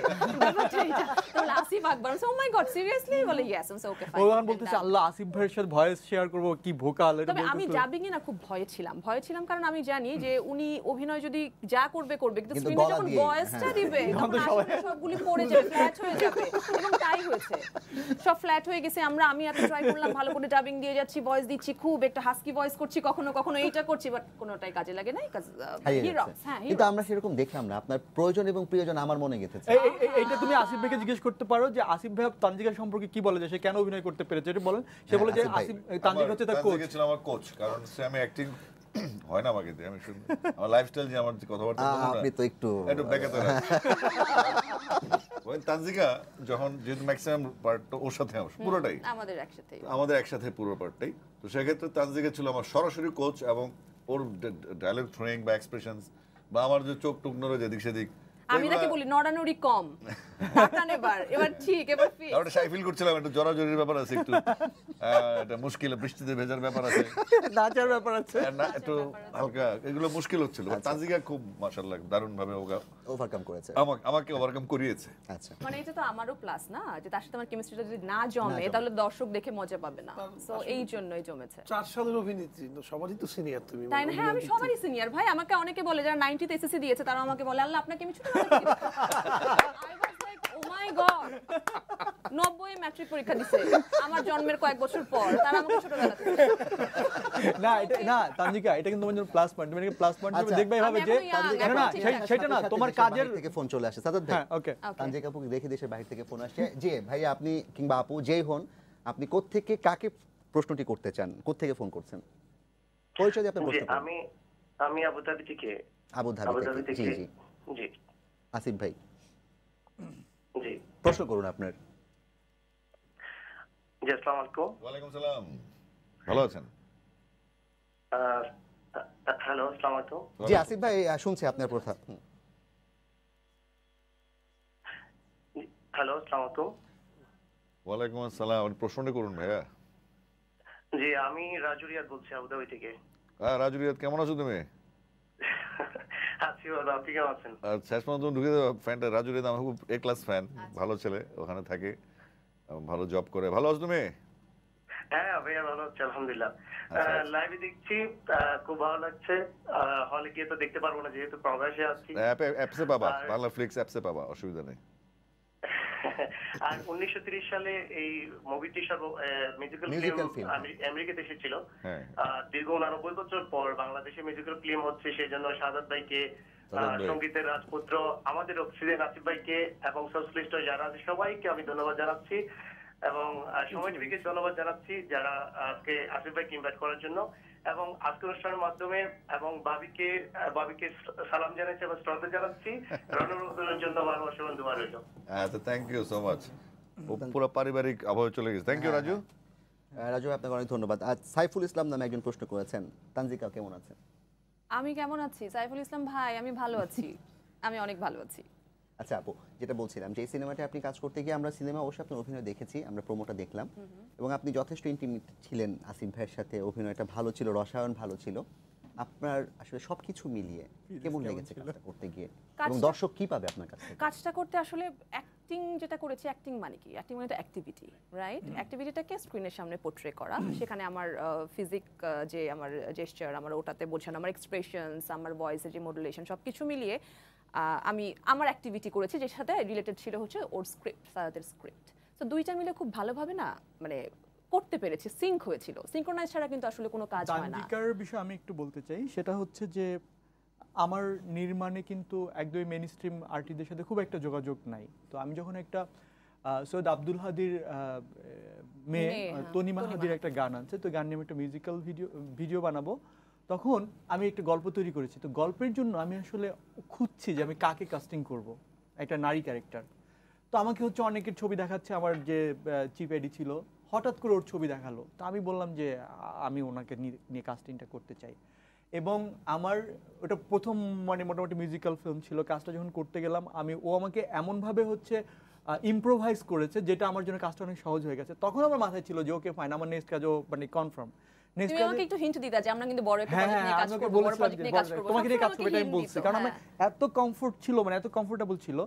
তারপরে যেটা হয়েছে যে এই সিনেমাটিতে যখন ও কাজ করতে আসছে, আমি জাস্ট একটা এক্সাম্পল দিই, সেটা হচ্ছে সিনেমার ডায়লগগুলো হচ্ছে প্রচণ্ড কঠিন, মানে অনেকে একসাথে ডায়লগগুলো খুব ডিফিকাল্ট। যেদিন আমাদের ডাবিং হবে সেদিন তানজিকার শুটিং ছিল পুবাইলে, ঝড় বৃষ্টি হচ্ছে রাতে। ও আমাকে বলতেছে, আমি 7টা থেকে ওয়েট করতেছি, ও বলতেছে দেখো এরকম রাস্তায় এই অবস্থা, আমি আসতে চাই। তো আসতে 11টা বা 10টা বেজে গেছে। হ্যাঁ, এখন আমি ওকে বললাম যে তানজিকা আজকে তুমি কোনোভাবে এই ডাবিং শেষ করতে পারবে, এটা মিনিমাম তোমার 2 দিন লাগবে, মানে 7-8 ঘন্টা লাগবে, মানে যদি, কারণ ফাম্বল হয়, ডাবিং অনেক প্রবলেম হয়। ও বললো কি তুমি চলো আগে শুরু করি। এবং সম্ভবত সেই 11টা থেকে 2টা পর্যন্ত টানা 3 ঘন্টা ডাবিং করলো, এবং একটা ডাবিংয়ে কোনো একটা জিনিস আমাকে 2বার নিতে হয় নাই। একটা না, এবং মানে আমি মানে ইট ওয়াজ লাইক মানে আনবিলিভেবল। কোন একটা ডাবিং এ দুইবার করে আমার নিতে হয় নাই। ডাবিং আর্টিস্ট হয়ে যাবো একটু আশাবাদী হচ্ছে এখন। এবং একটা কবিতা আবৃত্তি আছে, এটাতে খুব সুন্দর একটা কবিতা আবৃত্তি আছে। কবিতাটা খুব সুন্দর ছিল। সো ওটা যখন আমি মনে বলেছি, আছে দুই এক কলি? না আমার আপনার আমি না একটু আপনাদের লাইভে প্রয়োজন ডায়লগটা একটু শুনতে চাচ্ছি, যদি আপনারা দুজন সিনক্রোনাইজ করতে পারেন অন্তত দুইটা লাইন। কি যেন ছিল যে ভালোবাসা সাথে সহযোগিতা করতে পারে। আমি ডিফিকাল্ট, কারণ এত কমপ্লিকেটেড জিনিসগুলো আমি সাজাইতে পারবো না। ভালোবাসা না থাকলে কি ভালোবাসা না থাকলে একসাথে থেকে কি লাভ?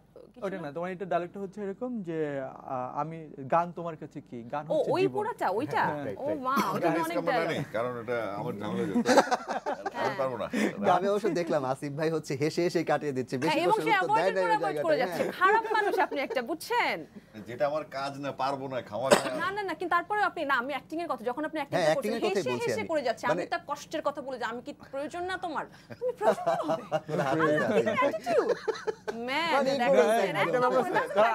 আমরা বলতেছিলাম যে আসিফ ভাইকে যদি বলা হয় যে আমি তোমাকে ছাড়া বাঁচবো না, ঠিক আছে, আমি তোমাকে ছাড়া বাঁচবো না, আমি না একটা সাউন্ডকে নিয়ে কথা বলতে চাই এখানে। সেটা হচ্ছে যে আমি এই কাজটা যে করলাম, করার পেছনে তো স্টোরি, ডেফিনেটলি আমরা স্টোরি দেখলাম, সবকিছু দেখলাম। তো স্টোরি টেলিংটা ব্যাপারটা কি একটা মেথড, রাইট? জাস্ট মেথডটা হচ্ছে অডিয়েন্সের কাছে পৌঁছে দেওয়া আমি কি ভাবছি। তো এটা তো সম্পর্কের গল্প, জীবনের গল্প, সম্পর্কের গল্প। তো সম্পর্কে বলে তো শেষ করা যায় না। পার্সপেক্টিভ এক একজনের কাছে এক এক রকম, পয়েন্ট অফ ভিউ এক একজনের কাছে এক এক রকম। আমাদের এই গল্পের মূলটা ছিল যে জটিল বিষয়গুলিকে সহজ করে আমরা দেখি না কেন, আবার সহজ অনেক কিছুকে আমরা অনেক জটিল করে দেখি। সো এই যে এই মানে ভিন্ন মত, এই ব্যাপারগুলিকে খুব সুন্দর করে সহজভাবে পোট্রে করা হয়েছে।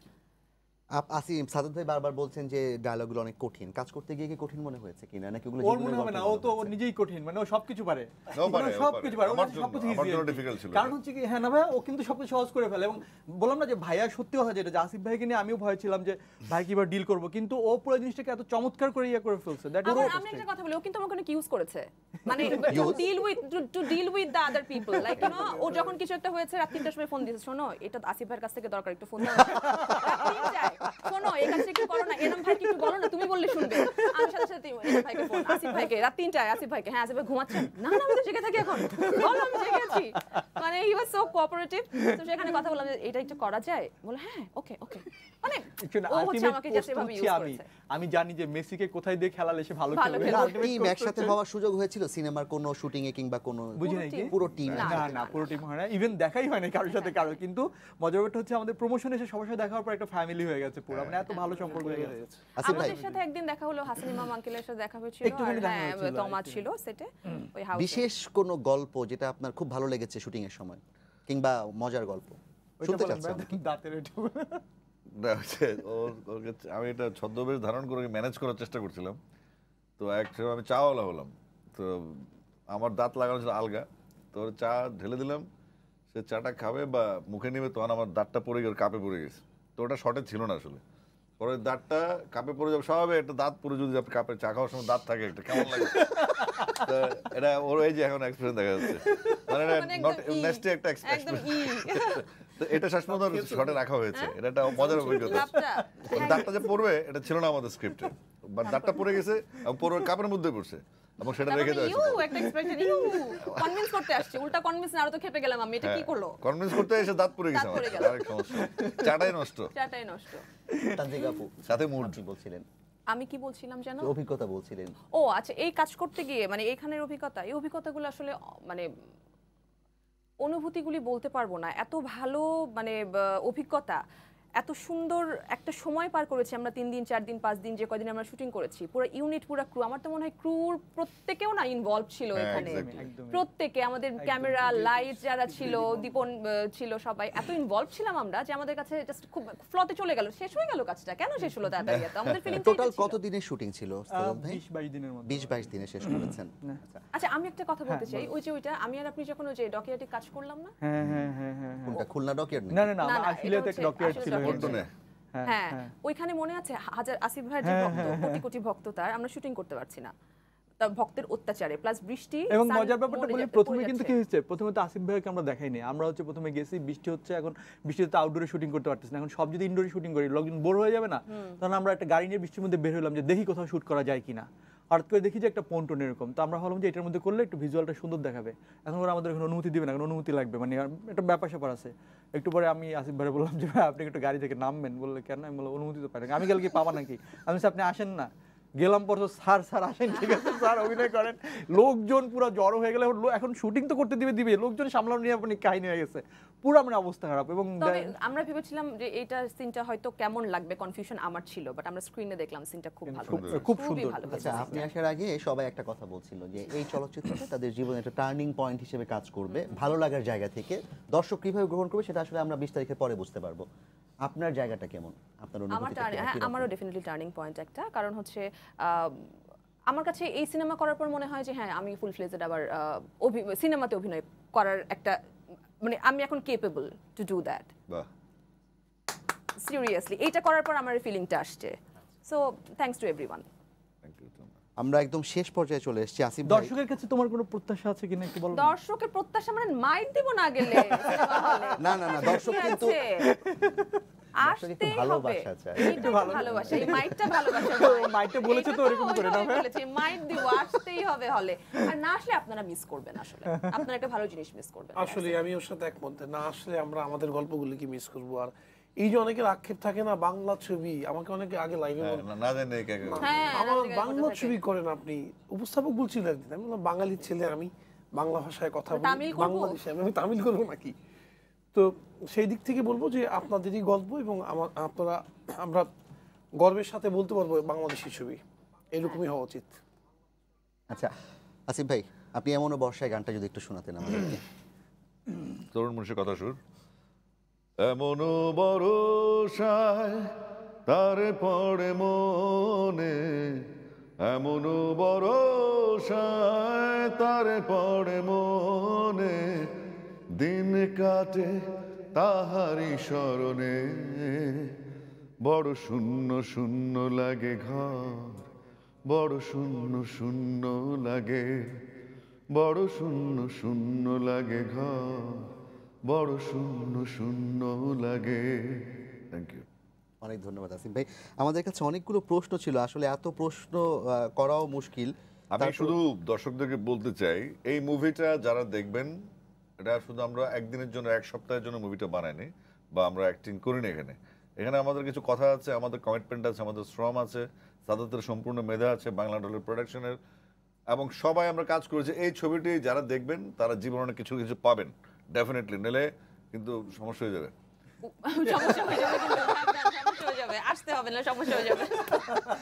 সাদাত ভাই, আমরা একদম শেষ পর্যায়ে চলে এসেছি। আপনার ইতোমধ্যেই 5টি বিশাল কলেবরের বই আছে। আপনার বইয়ের গল্পগুলো নিয়ে কোনো চলচ্চিত্রের ইচ্ছা আছে কিনা? আমি আগেও একটা ইন্টারভিউতে আপনাকে প্রশ্ন করেছিলাম। আচ্ছা, এই সুযোগে একটু ব্র্যান্ডিং করে নিই, যেটা হচ্ছে আজকেও আমার নতুন একটা বইয়ের প্রি অর্ডার শুরু হয়েছে, নাম হচ্ছে মেঘেদের দিনে। আর বইমেলায় আমার বই আসতেছে হচ্ছে অর্ধবৃত্ত আর হচ্ছে মরণোত্তম। আশা করি পাঠক কিনবেন। এবার আমি যে প্রশ্ন করছিলাম, আচ্ছা, সেটা হচ্ছে যে যখন আমি লিখি তখন কিন্তু আমার মাথায় একটা ভিজুয়ালাইজেশন কাজ করে। ধরো আমি সুন্দর একটা নারীর বর্ণনা দিচ্ছি, তখন ধরো তানজিকা মিনের ছবি ভাসতেছে, মানে ধরো ঠিক আছে, হ্যাঁ, তারপরে ধরো সুন্দর কণ্ঠের কোন একটা সঙ্গীত শিল্পীর কথা বর্ণনা দিচ্ছি, আসিফ ওর কথা ভাবতেছে, একটা সুন্দর ছেলে, তো তখন মানে কি, মানে হচ্ছে লেখার সময় ভিজুয়ালাইজেশনটা আসলে আমার মাথায় সবসময় কাজ করে। কিন্তু আমি সবসময় বলি, আমি সিনেমাটা নির্মাণ করতে গিয়ে আমার কাছে মনে হয়েছে যে লেখক হচ্ছে অপার স্বাধীনতার একজন মানুষ, আর চলচ্চিত্র নির্মাতা হচ্ছে মানে মুহুর্মুহু পরাধীন একজন মানুষ। কেন? সেটি হচ্ছে লেখক তার ইমাজিনেশনটাকে অসীমভাবে নিতে পারে, এটা সে ছেড়ে দেয় পাঠক কীভাবে কল্পনা করবে তার উপর। কিন্তু নির্মাতাকে হচ্ছে সেটিকে ভিজুয়ালাইজ করে স্ট্রাকচারটা তৈরি করে দিতে হয় পাঠকের, দর্শকের সামনে। সো এটা ডিফিকাল্ট অনেক বেশি, কিন্তু আমার খুব ইচ্ছা যে আমার সিনেমা বইগুলো নিয়ে আমি সিনেমা বানাবো। বিশেষ করে আমার একটা বই আছে, নাম হচ্ছে ছদ্মবেশ, যেটিতে আমি একটা গোয়েন্দা ক্যারেক্টার এস্টাবলিশ করার চেষ্টা করেছি বাংলাদেশের কনটেক্সটে। আমার ইচ্ছা যে এই গোয়েন্দা ক্যারেক্টার নিয়ে সিরিজ আমি একটা সিনেমা বানাবো। সিরিজ মুভি, সিরিজ অথবা ওয়েব সিরিজ, সিকুয়েল যাবে না মুভি, একদম ফুল মুভি। হ্যাঁ, এই মানে এইটা এই ডিটেকটিভ ক্যারেক্টারটা প্রত্যেকটা ইন্সপেক্টর হচ্ছে আমি না আসিফ ভাই, কেসিআইডি ইন্সপেক্টর, হ্যাঁ, প্রত্যেকটা ক্যারেক্টার হচ্ছে উনি একটা করে মানে কেস সলভ করবে আর কি। সাদাত ভাই, অনেক ধন্যবাদ আপনাকে। আমরা প্রত্যাশা করব আপনার যে বয়সে আপনি কাজ যেগুলো করছেন, আসলে না, আপনি এরকম, আমার আরেকজন আছে যে আমাকে প্রডিউস করার জন্য, ও হচ্ছে, আপনি বোধহয় চিনবেন, ওর নাম হচ্ছে সামিউল মুঈদ। ও সত্যজিৎ রায় ফিল্ম ইনস্টিটিউটে পড়াশোনা করছে, না, ও তুমি এটা- অপেক্ষা করছে আমি টাকা দিলেও একটা সিনেমা বানাবে। তুমি আমি আমি আজকে থেকে আমি ওয়েট করলাম, যাও ঠিক আছে। আচ্ছা শেষ করি আমি আমরা। ফ্রি অফ চার্জ কাজ করে দিব। কোনটা ওই যে গোয়েন্দা মুভিতে? না, আপনি প্রডিউস করেন, সে ডিরেকশন দেখ, আমি ফ্রি অফ চার্জ। ওকে, তাহলে তো কোনো খরচই নেই আমার। আপনার এই গহিনের গান নিয়ে আপনার প্রত্যাশা কি? সর্বশেষ আমরা শেষ করছি, মানে আপনার কথাগুলো শেষ করব। আচ্ছা, প্রত্যাশা বলতে তো একটাই, সেটা হচ্ছে যে প্রচুর মানুষ এসে দেখবেন সিনেমাটি, অনেক বড় খারাপ হয়ে যদি যাবে, লাগে আপনি সেটাও অনেক তারা- টাকা আসবে আপনার। আরেকটা সিনেমা বানাতে পারবো, এটাও কিন্তু হতে পারে। আচ্ছা, আসিফ ভাই যেটা বলছিল সেটা আমি তাহলে এইভাবে বলি। আসিফ ভাই জিজ্ঞেস করছে একজন যে আপনি কি পরে সিনেমা করবেন কিনা, আসিফ ভাই বলেছে যে সেটা নির্ভর করে আপনাদের উপর। আপনারা যদি অনেক মানুষ সিনেমা দেখেন, লগ্নি ফেরত আসে, তাহলে আপনারা আবার, আমি সেটা বলছি। আচ্ছা, যদি গহিনের গান দেখে খারাপ লাগে, কারো ভালো না লাগে, সাদাত হোসেনকে কোথায় পাওয়া যাবে? কানেই নিবে না কেউ, আমরা খারাপ লাগলে তার প্রবলেম। আমরা যেটা দেখাতে চাইছি সাকসেসফুলি, আমরা সেটা দেখিয়েছি। ওই যে চিনি না কাউকে, খুবই রেজিলিয়েন্ট এর ব্যাপারে আমরা। ওকে, তখন আর মরে গেছেন আপনি না? আচ্ছা, আমি একটু তানজিকা আপু, আপনি তো শেষ মুহূর্তে এসেছেন, আপনি যা ইচ্ছা বলেন। যা ইচ্ছা, এখন দর্শককে হলে ডাকা ছাড়া আমার কিছু বলার নেই। এখন শুধু আমার দর্শকদেরকে, আমার কার জন্য আসবে? আমার জন্য আসবে, আসিফ ভাইয়ের জন্য আসবে, সাদাতের জন্য আসবে, আমানের জন্য আসবে, আমাদের কষ্ট আমাদের দেখতে আসবে, আমাদের গল্পটার জন্য আসবে, কষ্ট দেখতে আসবে। আমরা কত কষ্ট করে একটা এফর্ট দিয়ে আপনার কষ্ট দেখে দর্শকের কি লাভ? কষ্ট আপনি করেন। তার কষ্ট দর্শকের আমার যদি আমার কষ্ট না রিলেট করতে পারে, তারা তো আসলে মজা পাবে। বাংলাদেশের মেয়েদের যে সমস্যাটা, এটা ওর ভিতরে ক্যারেক্টারটা ছিল, মানে হ্যাঁ এটা ছিল, এজন্য এই জন্য আসবে। যে বাসায় যেটা করে সেটা টিভিতে কিভাবে দেখা যায়। বাংলাদেশের মেয়েদের যে প্রবলেমটা, এটা ওর ক্যারেক্টারে ফুটে তুলছে। ও ভাই, আমরা একটু বলে দাও না, তোমরা যে জাবাত সিনেমা হলগুলোতে, ভাই একটু বলে দেন না। আমরা তো হলে যাচ্ছি মুভি দেখতে, এটা প্ল্যান হচ্ছে। আমরা কাল জাস্ট হলগুলো লিস্ট কালকে পেয়ে যাবো, তারপর আমরা দর্শকদের সাথে মুভিটা দেখবো ইনশাআল্লাহ, অনেকগুলো যতগুলো সম্ভব। এবং এরকম একটা সম্ভাবনা আছে যে আসিফ ভাই গিয়ে খালি গলায় গান শোনাতে পারে, কথা বলবো আমরা। তাতে সে যখন যাবে, দর্শক নিজেই আমি তো চাইবে ঢেকি, আসিফ একটা নিজের গলায় গান। আমি তো ঢেকি, স্বর্গে গেলে ধান বানতে হবে। আপনি টান দিলেই গান হয়, এখন কি হবে ভাই? আপু যেটা বলছিলেন আপনি। আমি দর্শককে এখন শুধু অনুরোধ করব, অনুরোধ মানে আসলে থ্রেট করে লাভ নাই, শেষে এখন অনুরোধই করতে হবে, প্লিজ আসেন, একসাথে সবাই দেখি, ভালো লাগবে। আমাদেরকেও দেখবেন, আপনাদেরকেও আমরা দেখবো। কাছাকাছি তো যাওয়া হয় না, না আপনাদের মানে দেখা পাই না আমরা আপনারা আমাদেরকে স্ক্রিনে দেখেন, বাট আপনাদেরকেও দেখতে চাই। আসেন, আমরা মিট করি হলে, আমরা সবাই একসাথে মিট করি। Selfie offer. আমি এতটুকুই বলবো যে বেশি বেশি করে বাংলা ছবি এবং বাংলাদেশি গানের সাথে থাকেন, বেশি বেশি করে বাংলা চলচ্চিত্রের পৃষ্ঠপোষকতা করেন। কারণ নিজের ছবি বা নিজের সংস্কৃতির যদি পৃষ্ঠপোষকতা আমি আপনি না করি, এমন না হয় আমরা হই নিজ দেশে পরবাসী। ডায়লগ দিছে রে আমার। আপনাকে দিয়ে শেষ করব এবং রিকোয়েস্ট থাকবে, আমরা ওর পরে আর কিছুই কথা হবে না আমাদের, আমি এর আগে বিদায় নিয়ে নিব। ওকে, সেটা হচ্ছে আপনি ওপ্রিয়া গান দিয়ে আমরা বের হব আজকে। ওপ্রিয়া কেমন? ওপ্রিয়া আমার ফিল্ম থেকে গেই, ওপ্রিয়া আপাতত ফ্রিজে। এটা অনেক রিকোয়েস্ট আসছে, রিকোয়েস্ট করব, এটা সব রিকোয়েস্ট শুনতে হয় না। আচ্ছা, আমি যখন আসিফ ভাইকে ফার্স্ট দেখলাম, আমিও তো ফার্স্টে বললাম যে প্লিজ ওপ্রিয়া, সিনেমার গান তো এটা শুনতে ভাই লাগে ওপ্রিয়া। মানে আমার ওপ্রিয়া মুভি রিলিজ হয়ে গেছে বউকে, সরাসরি একটু শোনার আমারও একটু ইচ্ছা আছে। এটা পরে শুনে দিছি, আর আমি ক্যাম্পেইনটা সারি। আচ্ছা ঠিক আছে আসিফ ভাই, তাহলে আপনি দর্শকের কাছে আপনার প্রত্যাশা হচ্ছে যে তারা আপনার সিনেমাটা দেখবে, হ্যাঁ, এবং আপনি কথা দিচ্ছেন টাকা উসুল হবে। গহিনের গান জীবনের গল্প বলবে, যদি জীবন থাকে তাহলে ছবি দেখতে যেতে হবে, জীবন রাখতে চাইলে এবং জীবনে ফিল করতে চাইলে যেতে হবে। এবং আসিফ আকবরকে যারা ভালোবাসে, আমাকে তো ভালোবাসেই, আমাকে ভালোবাসে অনেকে, কালকে পোস্টারও ছেড়ে ফেলছে, এটা কোনো সমস্যা নেই। এটা এক ধরনের ভালোবাসা যে আমার উপর মনোযোগ আছে, আমার হচ্ছে আলোচনা হোক বা সমালোচনা হোক, আমি তো মাঝখানে আছি। এই পোস্টার কিন্তু ভাই অনেকে কান খোঁচানোর জন্য হচ্ছে, কাগজ দরকার, একটু কাগজ ছিটে নিন, আমার পোস্টার মেরে দিচ্ছি, এটা কোনো সমস্যা না। বা সমস্যা যেটা হচ্ছে সেটা হচ্ছে আমার যারা আমার যারা আসিফ ফ্যান্স যারা সারা পৃথিবীতে ছড়ানো যেটা আছেন, তারা আমার সাথে আছেন এবং তারা মোটিভেট করছেন অন্যদেরকে। আমি এটাও জানি যে আসিফ ফ্যান্সরা বিদেশ থেকে যারা থাকে, তারা দেশি মানুষকে টাকা পাঠিয়ে দিচ্ছে যেন তারা হলে গিয়ে ছবি দেখতে পারে। এটা অনেক বিরাট ব্যাপার, অনেক বড় ব্যাপার। আসিফ ভাই, আমরা প্রত্যাশা করব যে আপনি আমাদেরকে আরো নতুন নতুন সিনেমা, আপনার যেই চরিত্র, সেই চরিত্র নিয়েই আপনি আসবেন, অ্যাকশন চরিত্র, অ্যাকশন প্রেমিক। আমার একজন প্রোডিউসার বলছে আপনি কি সিনেমা করলেন, টুস করবেন, এগুলো আপনার কাজ। আমরা একটু শেষ করি আপনার একটা গান দিয়ে, আপনি যে গানটা আপনি পছন্দ করবেন সেই গানটা আমরা শুনে শেষ করব। প্রিয় দর্শক, আপনারা দেখছিলেন সঙ্গে তারকা, সময় টেলিভিশনের অনলাইন আয়োজন সময়নিউজ.টিভির সঙ্গে তারকার নিয়মিত অনুষ্ঠানে। আজকে আমরা গহিনের গান সিনেমা নিয়ে কথা বলছিলাম। বাংলাদেশের সম্ভবত নয়, এখন আমি আত্মবিশ্বাসী যে প্রথম পূর্ণ দৈর্ঘ্য মিউজিক্যাল ফিল্ম, কারণ এখন পর্যন্ত গত অনেক দিন ধরে দাবি করছি আমরা প্রথম চলচ্চিত্র, কেউ এখনো ক্লেম করেনি তারটা প্রথম, তার মানে এটাই হচ্ছে গহীর রেখাম প্রথম, এটা প্রতিষ্ঠিত হলো আজকে। এবং এই প্রথম মিউজিক্যাল ফিল্ম, পূর্ণ দৈর্ঘ্য মিউজিক্যাল ফিল্মটি আপনারা দেখতে অবশ্যই হলে আসবেন। আমাদের বাংলা সিনেমা বেঁচে থাকবে, আমাদের পরিচালকরা উৎসাহী হবেন এবং আমাদের যারা অভিনয় করেন, যারা অভিনয় শিল্পী, তারাও আসলে উৎসাহী হবেন। আসিফ ভাই কিংবা তানজিকা অথবা আমান ভাই, এদের সবাইকে আমরা হয়তো আবার নতুন নতুন চরিত্রে আমরা দেখতে পারবো, এই প্রত্যাশা রেখে শেষ করছি। আসিফ ভাই গানের মধ্য দিয়ে আজকের অনুষ্ঠান আমরা এখানেই শেষ করছি। আসিফ ভাই। আমি তোমার জন্য বাঁচি, আমি তোমার জন্য মরি, সে তো নতুন কিছু নয়। আমি তোমায় চাইতে পারি, আমি তোমায় পারি দিতেও, সে তো নতুন কিছু নয়। ভালোবাসা হলে নাকি সবারই এমন হয়, ভালোবাসা হলে নাকি সবারই এমন হয়। Thank you.